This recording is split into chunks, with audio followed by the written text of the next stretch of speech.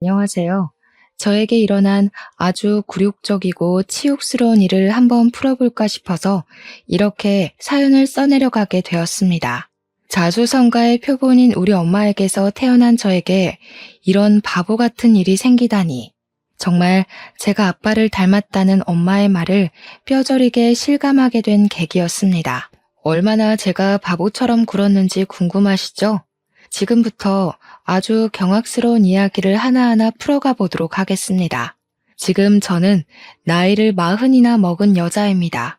제 나이 40살에도 아직까지 가장 존경하는 사람을 말하라 하면 우리 엄마라고 말할 만큼 저는 우리 엄마가 참으로 대단하고 존경스럽습니다. 어린 시절 아버지께서 불운한 사고로 돌아가신 뒤 엄마는 보상금이랍시고 받은 그 돈을 들고 음식 장사를 시작하셨습니다. 그 음식 장사가 나름 대박이 터지는 바람에 집 근처에 4층짜리 상가 건물을 하나 구매하실 수 있었습니다. 건물주가 되자마자 음식 장사는 이제 지긋지긋하시다면서 권리금 두둑히 받으시고 가게를 팔아버리셨습니다. 그리고 그 돈으로 저를 키워나가시며 임대업을 꾸준히 하셨고 지금은 본인 건물을 청소하시며 사는 게 낙이신 분이었죠. 제가 엄마 나이 40에 얻은 늦둥이 딸이라 더 귀하게 키우고 싶었다고 아직도 고생했던 지난 과거를 미안해 하시는 분이었습니다. 저는 나름 하고 싶은 거 다 하고 사고 싶은 거 다 사면서 귀하게 컸다고 생각했는데 엄마는 아버지 없이 자란 제가 무척이나 마음에 걸렸었나 보더라고요. 시간이 흘러 제 나이가 30이 되었을 쯤 저는 지인의 주선으로 한 소개팅을 통해 한 남자를 알게 되었습니다. 평소에 저를 예쁘게 봐주시던 직장 선배의 소개였는데 상대방 남자 쪽에서 제 사진을 보고 한 번만 소개해달라고 몇 번을 졸랐다고 하더라고요. 소개팅 자리에 간곡한 부탁으로 나가게 되었고 상대방 쪽에서 적극적으로 나오니까 저도 그 분위기에 휩쓸려서 몇 번 만남을 가지게 되었습니다. 그러다가 진지하게 저에게 만나보고 싶다는 의사를 밝혔고 당시 연애를 오랜 시간 쉬고 있었기에 저도 한번 만나보는 게 나쁘지 않겠다 싶었죠. 그때는 그 사람에 대한 콩깍지가 꽤 쓰여서 그 만남 자체가 행복하고 즐거웠습니다. 연애를 시작하고 더 많은 것들을 알게 되었는데 남자친구가 그때 외제차 딜러 일을 하고 있었어요. 그쪽 분야에는 관심이 없었기 때문에 잘 몰랐는데 외제차 딜러 수입이 들쑥날쑥한 구조로 되어 있더라고요. 판매가 많을수록 인센티브를 받을 수 있는 구조였는데 기본급은 최저시급에 아주 조금 못 미치는 수준이었습니다. 그러니까 한마디로 차를 팔지 않으면 손가락을 빨아야 하는 달이 있을 정도였고 언변이 없는 사람들에게는 혹독한 직업이기도 하다는 이야기였죠. 그럼에도 불구하고 남자친구는 외제차를 구매하는 사람들이 거의 대부분 돈이 많은 사람들이라는 이유로 사치를 즐겼습니다. 항상 본인이 명품이어야 한다며 값비싼 물건들로 휘감고 다녔고 돈을 쓰는 것에 아낌이 없는 사람이었습니다. 저는 자수성가한 어머니 밑에서 평생을 자랐기 때문에 돈 10,000원을 써도 꼼꼼하게 가계부에 기입을 하고 옷 하나를 구매해도 몇 번이나 고민한 후에 결제를 했거든요. 남자친구와는 완전히 다른 소비 성향을 보였었죠. 남자친구는 기분이 가는 대로 돈을 쓰곤 했거든요. 제가 봤을 땐 이해가 가지 않을 정도였어요. 10만 원이든 20만 원이든 자기 기분 내키는 대로 아까운 걸 모르고 돈을 썼죠. 가끔은 100만 원대가 훌쩍 넘는 명품 옷을 고민도 없이 구매를 하는데 저는 기겁을 했습니다. 무슨 가디건 하나 사는데 금액대가 100만 원이 넘어가는 건지 인터넷 쇼핑몰에서 구매하면 2만 원대에도 살 수 있을 법한 디자인인데요. 그렇다고 제가 지질이 궁상을 떨면서 살아왔던 건 아니었어요. 우리 집도 조물주 위에 건물주인 엄마가 있었기에 섭섭지 않게 용돈도 받고 했었는데 제가 아무래도 보고 배운 버릇이 있다 보니 신중해진 것이었죠. 남자친구가 돈을 쓸 때마다 저는 걱정 어린 시선을 보냈고 그때마다 저에게 촌스럽게 굴지 말라는 이야기도 몇 번 했습니다. 저는 솔직히 이게 촌스러운 일인가 싶은 생각이 들기도 했죠. 친구들에게 남자친구의 씀씀이가 너무 해프다고 이야기를 하니 친구들은 봉 잡은 거 아니냐고 이럴 때 제 실속도 챙기라고 하더라고요. 남자친구에게는 물론 장점도 있었죠. 사람이 리더십이 있는 편이라 그런지 분위기 자체를 주도하는 사람이었습니다.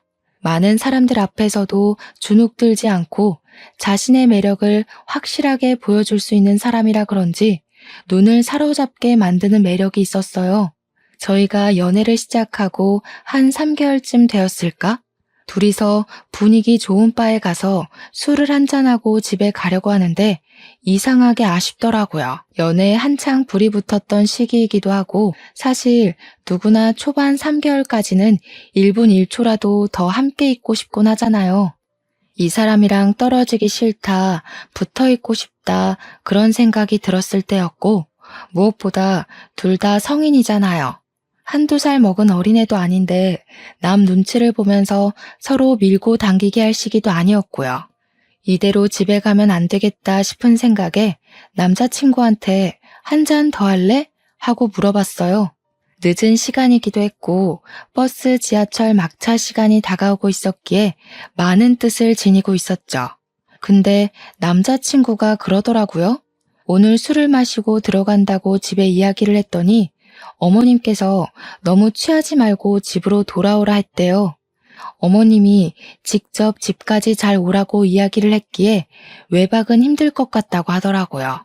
남자친구네 어머님께서 몸이 좀 안 좋다는 이야기는 몇 번 들었던지라 저도 더 잡지 못했죠.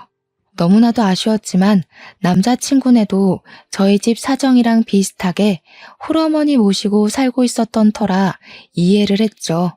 부모님께서 일찌감치 이혼하셔서 어머님이 남자친구를 혼자 키웠다고도 했고 몸도 안 좋으시고 제가 양보를 할 수밖에 없는 상황이라 보내주었습니다. 가정 환경이 비슷하다는 건 어찌 보면 상당한 장점이었어요. 서로를 더 동하게 하는 구석이 있고 위로하는 느낌도 있었거든요. 그렇게 만남을 이어가다가 여름 휴가 시즌이 다가오게 되었습니다. 남자친구에게 당연하다는 듯 여름 휴가 때 어디로 여행을 갈까? 하고 물어보니까 눈을 동그랗게 뜨고 저를 바라보더라고요. 너무 의외라는 표정이길래 혹시 여름 휴가가 따로 없냐고 물어보니 당황해하면서 있긴 있지. 근데 어딜 가? 하면서 저에게 물어보더라고요. 보통 휴가를 커플들끼리 맞춰서 여행을 가지 않나요? 저는 당연히 남자친구와 함께 보낼 생각이었거든요. 사귀고 처음 맞이하는 여름 휴가인데 당연히 같이 시간 맞춰서 보내는 거 아니냐고 물어봤죠. 그러니 남자친구가 한참 우물쭈물하더니 그러면 우리 엄마가 집에 혼자 있어야 하지 않냐고 말을 하더라고요. 평소에 옷 살 때나 돈 쓸 때나 엄마를 한 번도 챙겨본 적 없는 사람이 여행을 가자고 하니까 갑자기 엄마 타령해 대는데 어이가 없더라고요. 그래서 저도 딱 잘라 우리도 다 큰 성인이고 그 며칠 엄마랑 떨어져 있어도 아무 문제 없지 않냐고 했어요. 그러니 남자친구가 하는 말이 우리 엄마는 내 걱정에 밤잠도 못 이룰 사람이라고 하더라고요. 아들이 여행 가서 무슨 일이라도 생기지 않을까 하루 종일 걱정하고 기다릴 텐데 어떻게 엄마를 두고 여행을 가냐고요. 그래서 저도 지지 않고 우리 엄마도 하루 종일 혼자 있는데 우리 엄마도 나 기다리긴 한다고. 근데 여행 가는 것까진 터치하지 않는다고 했어요. 남자친구가 저한테 너랑 상황이 같냐면서 우리 엄마는 몸도 좀 안 좋으시잖아 하더라고요. 그것뿐만이 아니었습니다. 술 먹다가도 휴대폰 한번 쓱 보고는 엄마가 집에 오라고 했다면서 가고 주말에도 엄마가 오늘은 나가지 말라고 해서 집에 있으려고 하면서 약속 파토 내고요. 제가 하다 남자친구랑 연애를 하는 건지 남자친구 엄마랑 연애를 하는 건지 헷갈리더라고요. 그래서 말했죠. 너 마마 보이냐고. 왜 이렇게 말끝마다 엄마 거리냐고. 진짜 우리 여름 휴가 때 여행 안 갈 거냐고요. 그러니 남자친구가 저한테 마마보이라고 했냐면서 화를 쓱 내더라고요. 자기 엄마가 아파서 걱정이 되어서 못 가겠다고 한 건데 어떻게 말을 그렇게 할 수 있냐고요. 여름 휴가 가고 싶으면 가자고. 근데 자기 엄마도 같이 가자고 하는 게 아니겠습니까? 어이가 없어서 너처럼 말끝마다 엄마 엄마 하는 게 바로 마마보이라고 했어요. 그러니까 자기는 그냥 효자일 뿐이라면서 저한테 강요하는 거 하나도 없지 않냐고, 내가 내 스스로 챙기겠다는데 왜 하면서 말을 하는데 꽤나 논리적이더라고요. 남자친구가 알아서 다 스스로 챙기고 했지. 언제 저한테 자기 엄마한테 전화 한 통 해라, 좀 찾아뵙고 살갑게 굴어라, 집안일 좀 도와달라 한 적 있냐고요. 그때는 제가 콩깍지에 완전히 쓰였을 때라 남자친구가 하는 말이 다 맞는 것 같다는 생각을 하면서 넘어갔죠. 제가 수긍하는 것처럼 보이니까 남자친구가 저한테 그런 말을 하더라고요. 우리가 연애를 한 시간이 벌써 1년이 다 되어 가는데 이참에 살림을 차리는 건 어떻겠냐고요. 결혼해도 절대로 저한테 대리효도하라는 말 안 할 테니까 걱정하지 말라고, 자기가 가끔 엄마 집 가서 밥 먹고 전화하고 챙기고 하겠다고요. 엄마랑 합가하자는 소리도 절대 하지 않을 테니까 자기랑 슬슬 결혼하자고 하더라고요. 어차피 맞벌이 생활할 거니까 우리 둘 버는 돈이면 절대로 입에 풀칠은 안 할 거라고 장담을 했어요. 제 나이가 31살이긴 했지만 친구들 중에는 이미 시집을 간 친구들도 있었고 우리 엄마도 노후부장 다 되어 있으니 이제 저만 시집 보내면 소원이 없겠다고 하셨거든요. 좋은 사람 만나서 결혼만 했으면 좋겠다. 노래처럼 매일 타령을 하셔서 저도 모르게 결혼을 할까 하는 생각을 했습니다. 솔직히 31살에 언제 또 새로운 사람 찾아서 만나고 연애하고 결혼하고 하겠습니까? 시간이 허락하지 않을 거란 생각이 들었죠. 남자친구에게 홀라당 넘어가 버린 저는 번갯불에 콩 구워 먹듯 그렇게 결혼을 약속해버리고 말았습니다. 그때까지만 해도 앞날은 창창하고 행복할 거라 굳게 믿고 있었어요. 저에게 소개팅을 주선했던 선임에게 먼저 결혼 소식을 전했는데 저를 보면서 되게 의외라는 식으로 말씀을 하시더라고요. 예전부터 그 집 엄마가 극성이기도 했고 몸이 좋지 않다는 소식도 꽤 오래전에 들었는데 진짜 결혼할 거냐고요. 저는 그런 반응에 좀 어이가 없어서 소개를 시켜주실 땐 언제고 이제 와서 그런 찝찝한 소리를 하시느냐 다시 물었어요. 그러니까 선임이 하는 말이 상대방 쪽에서 귀찮게 졸라대서 소개를 시켜준 거라고 하시더라고요. 자기도 사실 엄청 친한 사이는 아니라고 말꼬리를 흐리시더니 그래도 1년을 만났다는데 자기보단 제가 더 잘 알고 결정하지 않겠냐고 하더라고요. 그냥 축하한다고 말부터 할 걸 하시는데 저도 기분이 좀 상하긴 했지만 고맙습니다 하고 말았습니다. 우리 엄마는 제가 결혼을 하겠다고 하니까 신이 잔뜩 나서 예비 사위가 집에 놀러 오면 씨암 탈기라도 잡아야겠다고 오래간만에 음식 솜씨 제대로 보여주시겠다고 성화였습니다. 우리 집에 인사를 드리러 오기로 한 날이 왔고 살짝 긴장했는데 빈손으로 떡하니 나타난 예비 신랑을 보고 조금 실망하긴 했습니다. 처음 인사드리러 온 자리인데 아무리 편하게 오라고 했다지만 빈손은 좀 아니지 않나요? 근데 정작 엄마는 별 신경도 쓰지 않는 눈치길래 그냥 저도 별소리 하지 않았습니다. 엄마가 정말 백숙에 잡채에 게장에 손이 많이 가는 음식들로 죄다 준비를 하셨더라고요.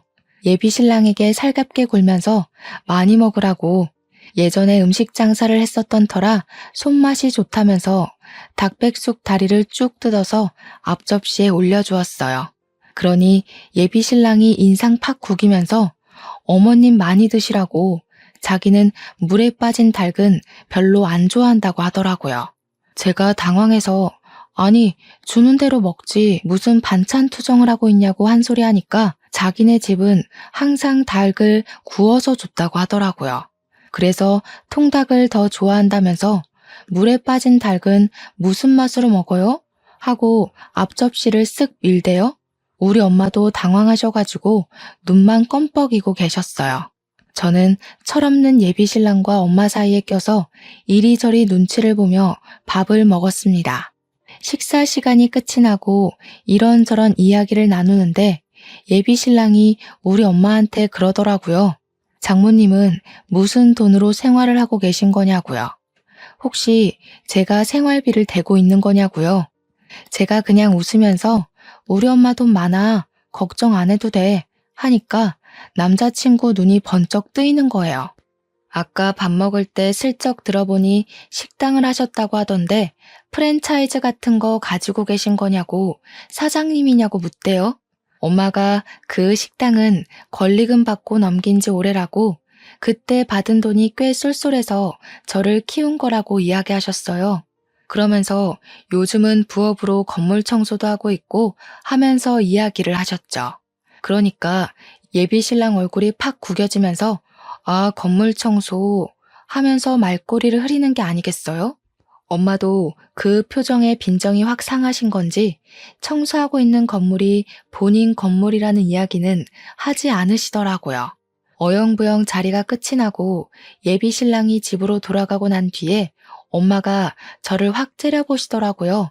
저한테 남자 보는 눈이 발끝에 달린 것 같다고 허우대 멀쩡하고 외관만 번쩍번쩍하면 뭐하냐고 속이 시커멓다고 하셨어요. 저도 그냥 딴청 부리면서 평소에 저런 사람이 아닌데 오늘은 긴장을 해서 말이 헛나온 것 같다고 필사의 별명을 했죠. 그러니 그제야 처갓집 방문하면서 빈손으로 오는 애는 처음 본다고 저한테 아주 헛똑똑이라고 하시더라고요. 그 뒤에 저도 예비신랑의 집에 인사를 드리러 가게 되었고 처음으로 시모가 될 사람을 만났습니다. 저를 보자마자 아가씨가 우리 아들이랑 연애한다는 아가씨구나 하시면서 결혼하고 싶다고 하고 물어보시더라고요. 제 손을 잡으면서 우리 아들이 내 손에서 오냐오냐 자라서 맞춰줄 게 한두 가지가 아닐 텐데 고생하겠네 하시는데 첫인상이 너무 좋으셨어요. 이런저런 이야기를 하다가 문득 그런 생각이 들더라고요. 분명 몸이 몇 년 전부터 안 좋으시다고 했는데 아픈 기색이 아무리 봐도 전혀 보이질 않더라고요. 식사 자리에서 밥도 고봉밥으로 퍼서 쩝쩝 소리를 내시며 정말 입안 가득 채워 드셨거든요. 저도 궁금하긴 했던 터라 어머님 이 말로는 몸이 많이 안 좋으시다고 하던데 어디가 아프신 거냐고 물어보았죠.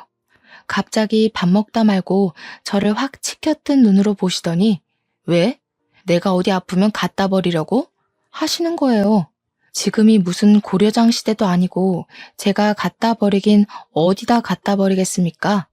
저도 너무 놀라서 아니라고 도와야 할 일이 있을까 싶어서 미리 여쭈어 보는 거라고 했죠. 그러니까 저한테 내가 애 아빠랑 옛날에 이혼했다는 이야기는 들었지? 하면서 물어보셨습니다. 이혼하셨다는 사실만 알고 있다고 하니까 갑자기 눈물을 슬쩍 훔치시더라고요. 자기가 예비신랑 키우느라 안 해본 일이 없다고. 그러니 이 나이 먹고 관절 하나하나가 쑤시고 아프다고 매일같이 정형외과에 가서 물리치료를 받고 한의원에 가서 침을 맞고 하신다는 거예요. 근데 저희 엄마는 나이 40에 저를 낳으셨잖아요. 시모는 남편을 일찍 낳으셨더라고요. 그러니까 우리 엄마랑 시모의 나이 차이가 10살이나 납니다. 식당 일에 건물 청소를 하고 있는 우리 엄마도 관절이 아프다고 해도 그렇게 매일매일 병원을 다니시진 않거든요. 시모는 뭐 공사장에서 구르기라도 한 건지 아프다는 게 관절염이었던 거죠. 관절염이 뭐 가벼운 병이라는 건 아니지만 그것 때문에 예비신랑이 저랑 여행도 못 간다고 한 거라 생각하니 이게 은근히 배신감과 서운함이 어우러져서 기분이 좋진 않더라고요. 결혼 준비를 본격적으로 시작한 뒤에는 정말 가관이었습니다. 제가 드레스를 고르는데 시모가 쫓아와서는 그 드레스 너무 파인 것 아니냐고 저 드레스는 촌스럽다. 얘 그건 뱃살 보인다 하면서 하나하나 참견을 하시더라고요. 아니 관절염 때문에 아파서 움직이는 것도 힘들다고 하셨던 분이 무슨 힘이 그리 넘치는지 모르겠더라고요.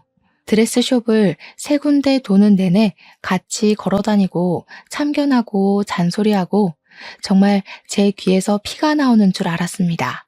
제가 나중에는 지쳐서 대답도 성의 없이 네만 반복하고 있는데 예비 신랑은 그 꼴을 보면서 시모를 보고는 아주 흐뭇하게 웃더군요. 우리 엄마 오늘 기운이 넘치네. 다리 안 아파? 너무 보기 좋다. 이러면서요.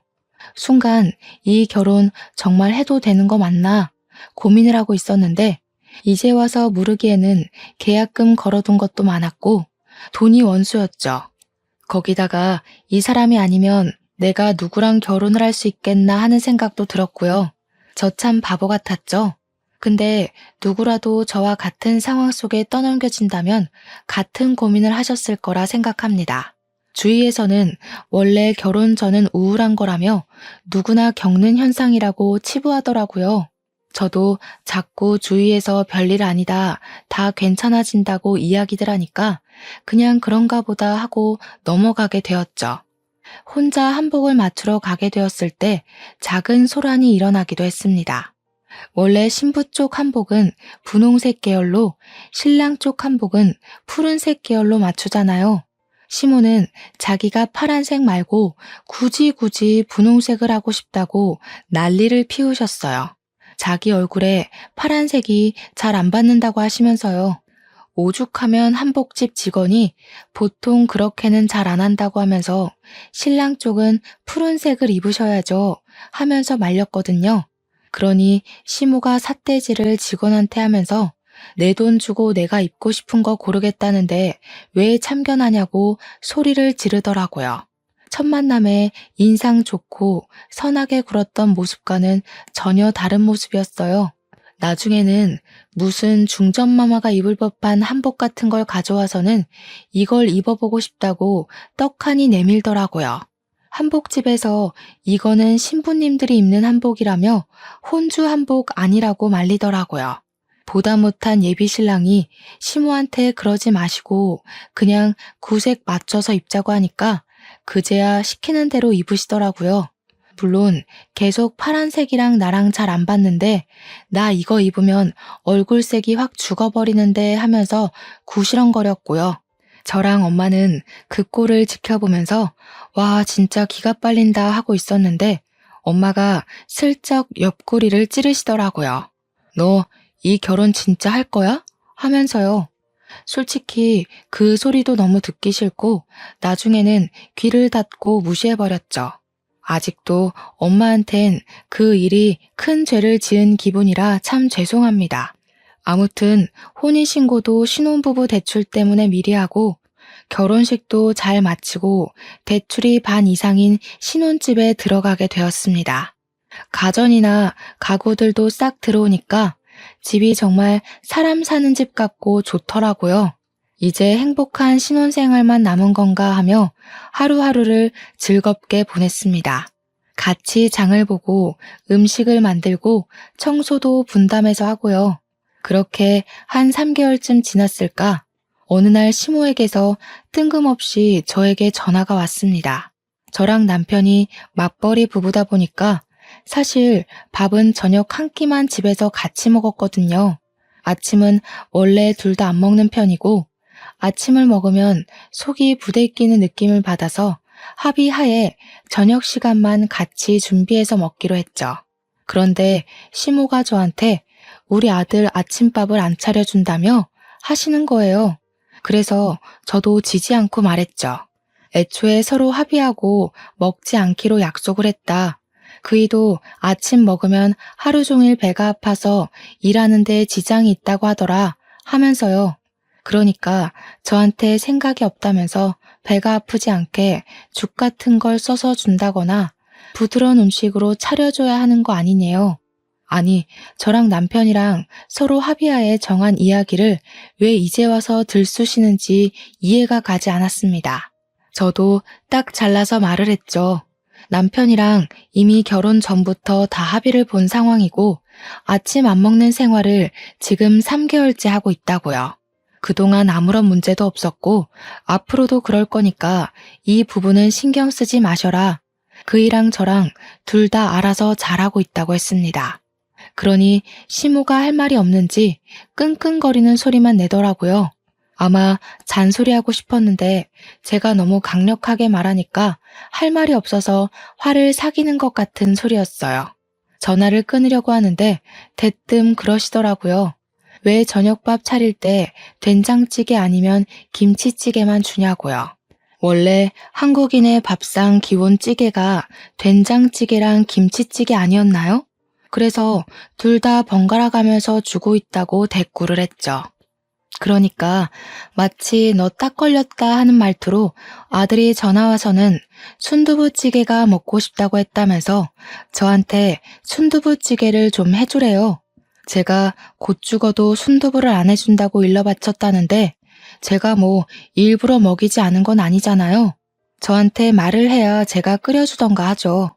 그래서 오늘 저녁에 끓이겠다고 대꾸하고 끊었습니다. 퇴근하고 온 남편에게 말없이 순두부찌개 거리를 차서 바지락 넣고 칼칼하게 끓여주니까 제 눈치를 살살 보더라고요. 그래서 저도 한마디 했죠. 먹고 싶은 게 있으면 나한테 말을 하지 왜 시모한테 말을 해서 저를 곤란하게 만드는 거냐고요.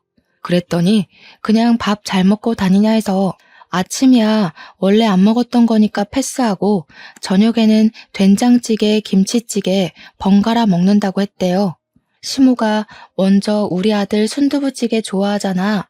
한마디 해서 맞지 좋아하지 라고 대꾸해 준 게 끝이라는 겁니다. 누구 말이 진짜로 맞는 말인지 나원 참. 제가 그냥 남편을 쓱 흘겨봤어요. 남편이 필사적으로 변명을 하길래 앞으로는 저한테 직접 이야기해달라고 오해가 쌓이는 건 싫다고 말했습니다. 그러니까 갑자기 남편이 그럼 먹고 싶은 거 다 이야기해도 되냐고 하더라고요. 제가 뭐 요리사는 아니니까 전부 다 해줄 수는 없지만 말을 해주면 노력은 해보겠다고 말은 했죠. 그러니까 자기는 밥 종류보다 분식 종류를 더 좋아한다면서 캡사이신이 팍팍 뿌려진 떡볶이랑 볶음 우동 같은 밀가루가 먹고 싶다고 하더라고요. 제가 엄마의 손맛을 물려받긴 해서 사실 웬만한 음식들 다 평균치는 하거든요. 다음 날부터 남편이 먹고 싶다는 거 말을 해주면 제 선에서 가능한 음식들을 곧잘 해줬어요. 근데 어찌 된 게 메뉴가 맨날 밀가루 음식에 맵고 짜고 자극적인 것만 줄줄이 말하더라고요. 사람이 좀 골고루 채소도 먹고 영양가 있는 균일한 식단을 해야 하는데 남편이 입맛이 소위 말하는 초등학생 입맛인지 맨날 밀가루만 찾더라고요. 과일, 채소 이런 거 절대 입에도 안 되는 사람은 또 처음이었습니다. 저는 근데 과일을 진짜 좋아하거든요. 그래서 밀가루를 저녁에 많이 먹어도 회사에서 점심에 샐러드를 먹거나 후식으로 꼭 과일을 챙겨 먹곤 했어요. 우리 엄마가 식당 하실 때 저한테 항상 골고루 편식하지 말고 밥을 먹어야 한다고 습관을 들이셨거든요. 저는 나름 균형을 맞추려고 노력했고 남편은 점심에도 맨날 돈가스랑 제육볶음만 먹는 것 같았어요. 그러다가 배변 활동에 문제가 생기고 말았던 거죠. 극심한 변비에 고통스러워하더니 나중에는 병원에 가서 관장을 해야 할 정도까지 이르렀습니다. 배가 아프다고 대굴대굴 오밤중에 구르고 난리가 나서 맹장인 줄 알고 급하게 응급실에 갔더니 배에 가스가 가득 찼다는 겁니다. 한마디로 변을 보지 못해서 배가 아픈 거라며 관장을 하고 가라고 하더라고요. 제가 다 부끄러워서 혼이 났네요. 아무튼 관장까지 했는데도 정신 못 차린 남편은 맨날 떡볶이 해줘, 라면 끓여줘, 아기찜 해줘 하더라고요. 그렇게 맵고 짜고 밀가루만 처먹다가 결국 우리 남편은 치질에 걸리게 되었고 하루 종일 아프다 하더니 결국 수술까지 하게 되었습니다. 결혼을 했으니까 여름 휴가는 해외여행을 가볼까 하고 계획을 짜놨었는데 남편이 치질 수술을 해야 한다는 이야기를 하자 완전히 절망하고 말았죠. 그러길래 식습관을 좀 고쳤으면 얼마나 좋았겠냐고 잔소리를 했더니 남편은 자기 아픈 거 몰라준다고 삐지더라고요. 결국 고대하던 결혼 후 첫 여행은 완전히 무산되었고 남편은 치질 수술을 하기 위해 입원을 하게 되었습니다. 수술 자체는 간단하고 시간도 얼마 걸리지 않았는데 수술한 이후가 문제더라고요. 아픈 것도 정말 엄청나게 아프고 앉아있지도 못하고 바로 눕지도 못하고 엎드려서 끙끙거리며 앓는 소리만 내더라고요. 아무래도 수술이 잘못된 것 같다고 이렇게 아플 수 있냐고 예민해져가지고 하루 종일 삐지고 화내고 진짜 어린아이도 이렇게 징징거리진 않겠구나 하는 생각이 들 정도였습니다. 그 와중에 우리 시모는 입원실에 찾아와서 우리 아들 괜찮냐고 저렇게 아파하는데 진통제 하나 안 놔주냐고 발만 동동 구르더라고요. 결국에는 저한테 도대체 뭘 먹었길래 생전 없던 치질이 생겨서 저 고생을 하게 만드냐고 화를 내는 겁니다. 남편이 먹고 싶다는 거 다 챙겨줬을 뿐이라고 같이 먹은 저는 멀쩡한데 뭐가 문제냐고 했죠. 아무래도 어머님이 좀 하자 있는 아들을 낳으신 게 아닐까요? 하면서 일부러 과장되게 웃었습니다. 막말로 시모의 아들 식습관이 이상해서 생긴 병인데 제 탓을 하니 제가 짜증이 나지 않겠어요? 그렇게 한 3일을 입원해 있었어요. 근데 수술은 했어도 화장실은 꼭 가야 한다고 하더라고요. 남편이 배가 아프다고 화장실을 갔는데 수술을 하고 처음으로 변을 본 것이었거든요. 뒤처리를 하려니 무섭고 아프고 힘들었나 봐요. 저는 출근을 해서 없었고 병실을 지키고 있던 시모한테 계속 징징거렸던 거죠. 퇴근하고 병원에 찾아가니 시모가 저한테 그러더라고요. 우리 아들이 치질 수술해서 뒤처리가 힘들다고 하니까 네가 좀 도와줘라. 제가 너무 놀라서 네? 하고 물어보았죠. 배를 수술한 것도 아니고 팔을 수술한 것도 아닌데 용변 처리를 저보고 하라고 하니까 제가 황당하죠. 싫다고 고개를 절레절레 저었더니 지금 네 남편 더럽다고 피하는 거냐고 버럭하시대요. 네, 더럽죠. 남의 변이 더럽지 그럼 깨끗해요? 그렇게 좋으시면 어머님이 직접 하세요. 제가 딱 잘라 거절을 하니까 민망한 건지 괘씸한 건지 수치스러운 것도 모르고 그걸 시모한테 시킨다고 버럭버럭. 아니, 자기가 낳은 아들인데 저보다 시모가 하는 게 맞지 않겠냐고 했더니 노려보시대요? 제가 시모한테 수치스러운 건 어머님이 아니고 남편일 거라고 그거 하나 제대로 못하는 머저리로 만드시는 거냐고 했죠. 남편이 퇴원을 하고 저희는 다시 일상으로 돌아가게 되었습니다. 남편은 수술을 하느라 여름 휴가를 다 쓰게 되었는데 저는 여름 휴가를 쓰지 않았으니 남아 있었거든요. 그래서 엄마를 모시고 일본 여행을 가기로 약속을 잡았는데 남편이 대뜸 우리 엄마는 하더라고요. 저도 아무렇지 않게 우리 엄마랑 여행 가는데 시모는 왜 물어보냐고 모르쇠로 일관했더니 입을 삐죽이더라고요.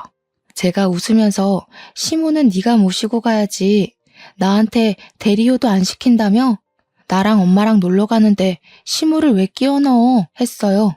결혼 전에 저한테 약속했던 사실이 있었으니 자기도 대놓고 시모 모시고 가라고 강요도 못하고 제가 시모도 같이 가자고 해볼까? 하고 말해주기를 기다렸던 모양이더라고요. 제가 정신 나갔나요? 시모를 모시고 가게. 끝까지 제 입에서 시모한테 물어보겠다는 말이 나오지 않으니까 우리 엄마 일본 못 가봤는데 불쌍하다 하더라고요. 그래서 시모 일본 안 가보셨으면 당신이 겨울에 어머님 모시고 일본 가면 되겠네 했죠. 그러니까 눈 동그랗게 뜨고 그럼 너는? 하길래 나는 우리 엄마 모시고 동남아 갔다 오면 되지 했어요. 저한테 어쩜 말 한마디를 지지 않고 계산적으로 구냐고 따지더라고요. 제가 이렇게 계산적으로 굴게 된 것에 파랄이 누구 탓인데 그런 소리를 하는지 저는 친정엄마랑 결국 일본 여행을 떠났고 즐겁게 여름 휴가를 보내고 와서 선물 사온 걸 남편과 시모에게도 나눠드렸습니다. 근데 시모가 저를 보자마자 일본 여행 재미있었냐고 네 남편이랑 나 두고 가니까 즐겁지? 하면서 비꼬더라고요. 그래서 제가 웃으면서 이이가 겨울에 어머님만 모시고 일본 간다고 하더라고요.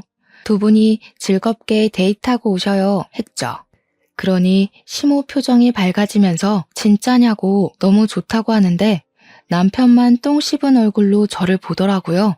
자기가 챙겨서 가기는 싫었는지 그런 소리를 왜 벌써부터 하냐고 핀잔을 주는데 고소했습니다.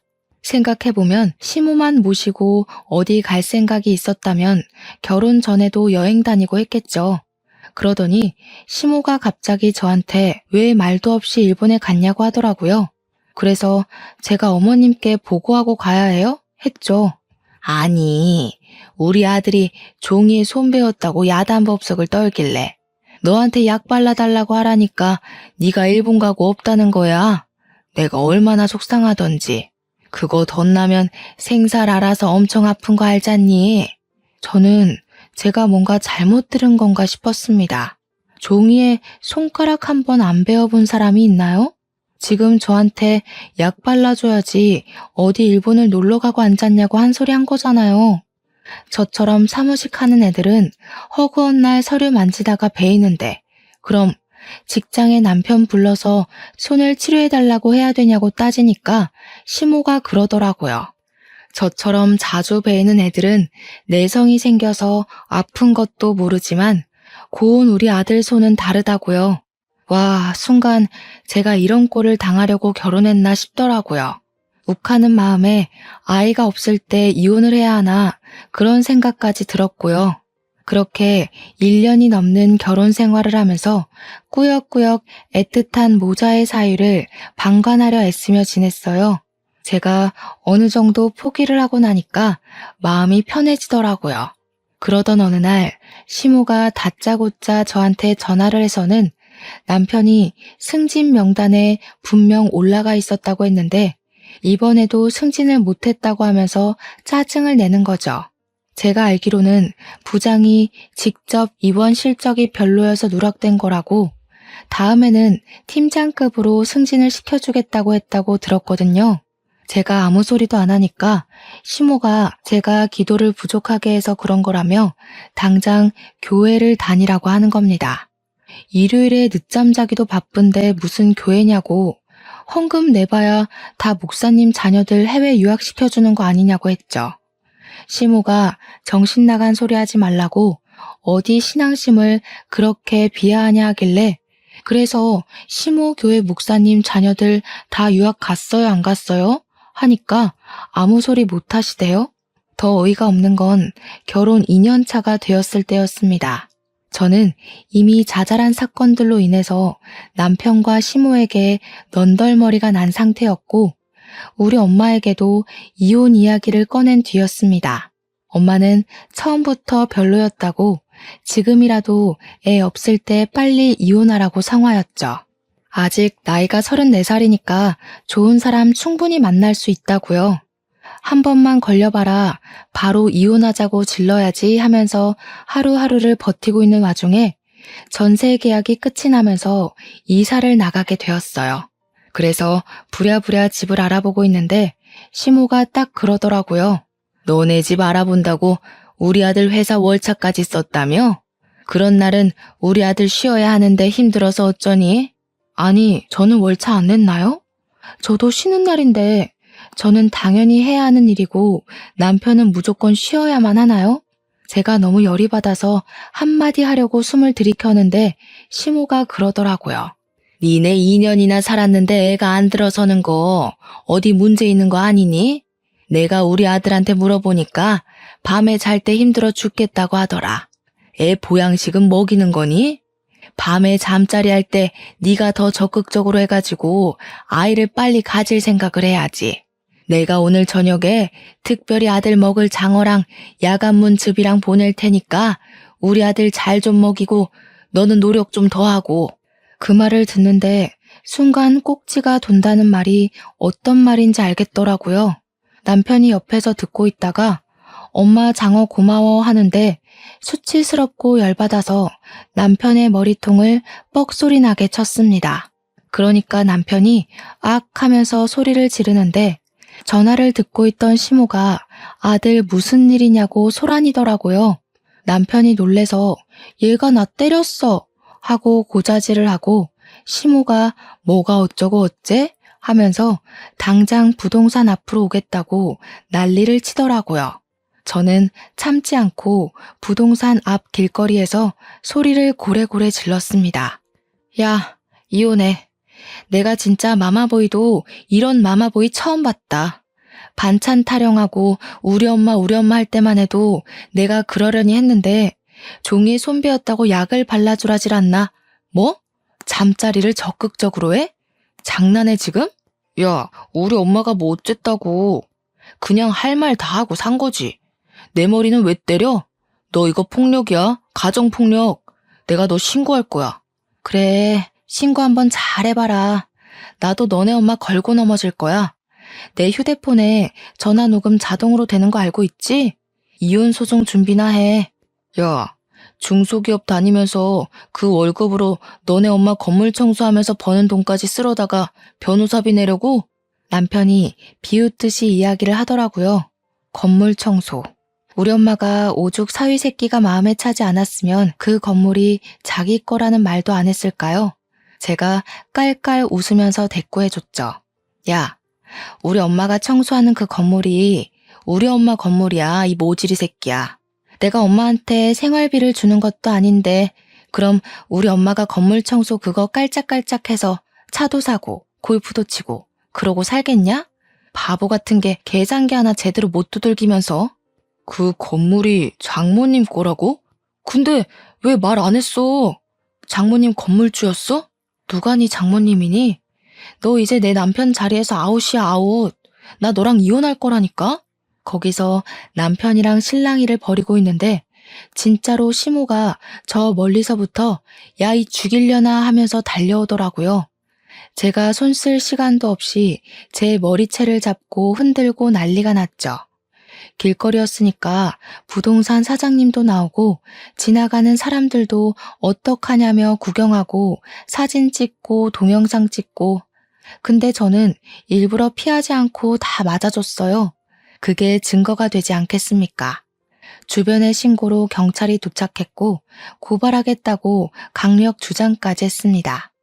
다행히 영상이 필요하면 연락달라고 주변 몇 분께서 명함을 주고 가셨길래 그거 다 챙겨서 이혼 변호사까지 만났습니다. 전송받은 영상과 제 통화 녹음 파일들을 증거로 제출했고 당연히 아이가 없었으니 빠르게 이혼이 정리가 되었습니다. 이혼 도장 쾅 찍히고 나니 전 남편이 우리 엄마를 찾아와서 왜 건물주라고 말 안 했냐고 사기 결혼 아니냐고 헛소리를 해대더라고요. 우리 엄마가 당신 누구냐고 모른 척하니까 다시 저랑 합칠 거라고 자기가 잠깐 실수한 거라고 했대요. 저희 엄마한테 제 마음 좀 돌려주라고 딸 이혼이로 살게 할 수 없지 않냐고 했다면서요. 우리 엄마가 화가 나서 이 쭉정이 같은 게 어디서 헛소리냐고 청소하던 걸레짝을 얼굴에 던졌다고 하더라고요. 제 나이 35에 깔끔하게 시모 고소하고 이혼을 딱 했습니다. 엄마의 도움으로 징징거리며 미련 떨던 전 남편을 뒤로하고 2년 동안 해외에 나가서 아르바이트도 하고 여행도 하고 놀고 먹다가 한국에 들어왔죠. 38살에 엄마의 지인분 주선으로 선을 보았고 재혼까지 했고요. 얼마 전에는 뱃속에 새 생명을 잉태하게 되었습니다. 임신 7주가 되어 첫 심장 소리를 듣고 왔는데 눈물이 줄줄 나더라고요. 전 남편에 대한 나쁜 기억들은 모조리 땅속에 묻고 새 남편과 새 가정을 이뤄 행복하게 잘 살아보려고 합니다. 8개월 뒤에 만날 우리 아이까지 함께 아름다운 세상을 느끼며 살겠습니다. 제 이야기를 들어주셔서 감사합니다.